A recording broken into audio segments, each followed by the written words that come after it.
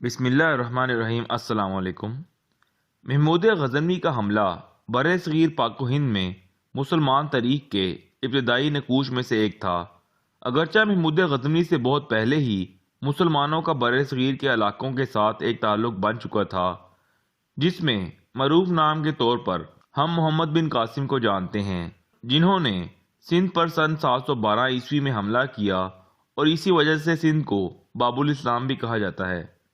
لیکن آج سے تقریباً 1000 سال قبل محمود غزنوی نے سومنات پر حملہ کیا، وہاں پر واقع مندر کو تباہ کر دیا۔ اس حملے نے بر صغیر پاک و ہند کی تاریخ پر ان گنت نقوش چھوڑے۔ جہاں پاکستان میں محمود غزنوی کی حیثیت ایک مثالی حکمران اور فاتح ہند کی ہے، وہی انڈیا میں بہت سے متشدد گروہ محمود غزنوی کو بر صغیر میں ہندو تہذیب کی بربادی کا ایک بڑا سبب گردانتے ہیں۔ حالانکہ محمود غزنوی کا ہندوستان پر یہ پہلا حملہ نہیں تھا، اور نہ ہی سومنات کا مندر واحد مندر تھا جس کو کسی حکمران نے توڑا تھا، اور نہ ہی مسلمان وہ واحد حکمران طبقہ تھے جنہوں نے ہندوؤں کے مندر کو اس طرح نشانہ بنایا تھا۔ اگر مندروں کو نشانہ بنانے کی تاریخ کا جائزہ لیا جائے تو مندروں کو نشانہ بنانے کے کئی واقعات تاریخ کی کتابوں میں درج ہیں۔ خود ہندو حکمران جہاں مندروں کی تعمیر میں حصہ لیتے تھے، وہیں وہ اپنے مخالف حکمرانوں کے مندروں کو نشانہ بھی بناتے تھے، خاص کر ان مندروں کو جو مقامی حکمرانوں کی سرپرستی میں چلتے تھے اور ان کی سیاسی طاقت کے مرکز سمجھے جاتے تھے۔ حملہ اور ہندو حکمران ایسے مندروں میں موجود مرکزی مورتی کو یا تو توڑ دیتے تھے یا اس جنگ میں فتح کی نشانی کے طور پر اپنے ساتھ لے جاتے تھے۔ سومنات پر حملے کی تاریخ کو سمجھنے کے لیے اس دور کے حالات کو سمجھنا ضروری ہے۔ سومنات کا مندر 10ویں صدی میں چولکھیا شاہی خاندان کے مل راجا نے تعمیر کروایا۔ یہ مندر ایک ساحلی علاقے کے نزدیک واقع تھا جہاں کی مقامی آبادی زیادہ تر جین مت کے ماننے والوں پر مشتمل تھی۔ ان کا ذریعہ معاش تجارت تھا، اور اس دور میں مغربی ایشیا تک مسلمانوں کی حکومت کے نتیجے میں بحر ہند کے ذریعے تجارت میں کئی گنا اضافہ ہو چکا تھا، اس لیے مندر کے پیروکار مالدار تھے اور اس کی شان و شوکت پر کثیر رقم صرف کرتے تھے۔ یوں سومنات کا مندر ایک امیر مندر کے طور پر مشہور تھا۔ محمود غزنوی نے 1025 عیسوی میں سومنات پر حملہ کیا۔ اس واقعہ کے ہم اثر مورخین، جن میں اتبی اور بہیقی شامل ہیں، یہاں تو سرے سے اس مندر کا ذکر ہی نہیں کرتے یا ایک مختصر حوالہ دے کر آگے بڑھ جاتے ہیں، گویا کہ ان کے لیے یہ محض محمود غزنوی کا ایک حملہ تھا، اس سے زیادہ کچھ نہیں۔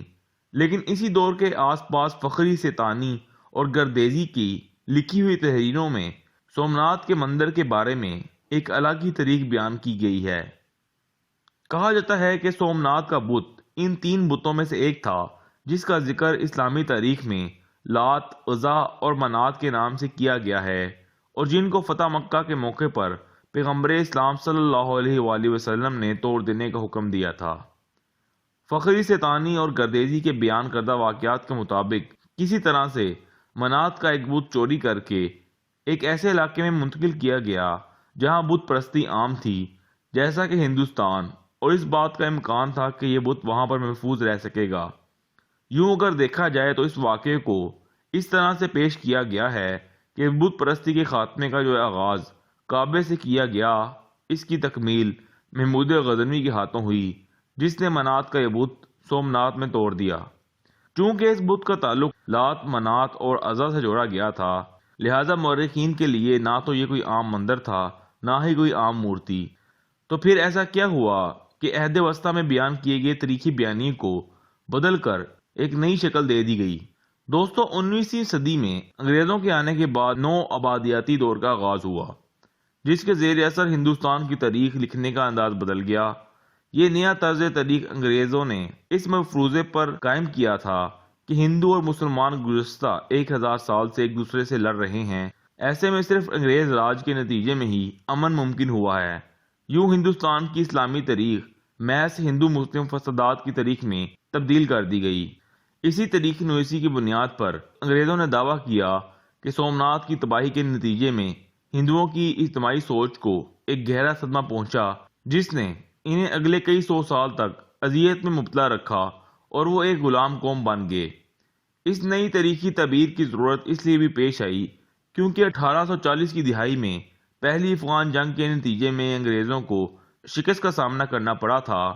اس موقع پر 1842 میں لارڈ ایمبریو نے دی پروکلامیشن آف دی گیٹس کے نام سے ایک حکم نامہ جاری کیا، جس میں انگریز فوج کو یہ حکم دیا گیا کہ وہ کابل سے واپسی پر غزنی کے راستے سے ہوتی ہوئی آئیں اور وہاں پر موجود محمود غزنوی کے مزار سے وہ دروازے حاصل کریں جو سومنات کے حملے کے بعد لوٹ کر غزنی منتقل کیے گئے تھے۔ حالانکہ کسی تاریخی کتاب میں ایسا کوئی حوالہ نہیں ملتا کہ سومنات کا مندر تباہ کرنے کے بعد محمود غزنوی نے وہاں موجود دروازے غزنی منتقل کیے تھے۔ ایسا اقدام کرنے کی واضح سیاسی مقاصد تھے، جیسا کہ پہلے بتایا گیا کہ انگریز اپنی خفت مٹانا چاہتے تھے۔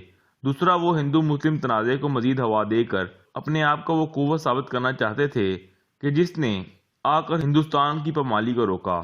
بہرحال جب یہ دروازے ہندوستان پہنچے تو یہ معلوم ہوا کہ یہ طرز تعمیر ہندوستانی تھا ہی نہیں اور ان دروازوں کا سومنات سے کوئی تعلق نہیں تھا۔ یہ دروازے اب آگرہ کے قلعے میں موجود ہیں۔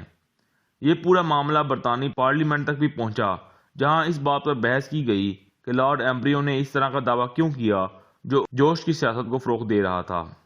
لارڈ ایمبریو کے عمل کا یہ کہہ کے دفاع کیا گیا چونکہ انگریزوں نے ہندوؤں کی تاریخی صدمے کا مداوع کرنا تھا، لہذا یہ ضروری ہے کہ یہ دروازے غزنی سے حاصل کیے جائیں۔ ہندوستانی تاریخ دان رومیلا تھاپڑ نے اس پر تبصرہ کرتے ہوئے اپنی کتاب سومناتھا میں لکھا ہے کہ جس ہندو صدمے کا ذکر کیا جا رہا ہے وہ نہ تو عہد وسطیٰ کی کسی کتاب میں درج ہے، نہ کسی کتبے میں اس کا ذکر ملتا ہے، بلکہ اس کا انکشاف سب سے پہلے برطانوی پارلیمنٹ میں ہوا اور وہاں سے ہوتا ہوا ہندوستان پہنچا اور اب ہندوستان کی تاریخ اور سیاست میں پرتشدد شکل اختیار کر چکا ہے۔ اور یہ انگریزوں کی تقسیم کرو اور حکومت کرو کی پالیسی تھی، جس کے لیے انہوں نے عظیم مسلمان حکمران محمود غزنوی کا نام استعمال کیا تاکہ ہندوستان پر ان کی حکومت قائم رہ سکے۔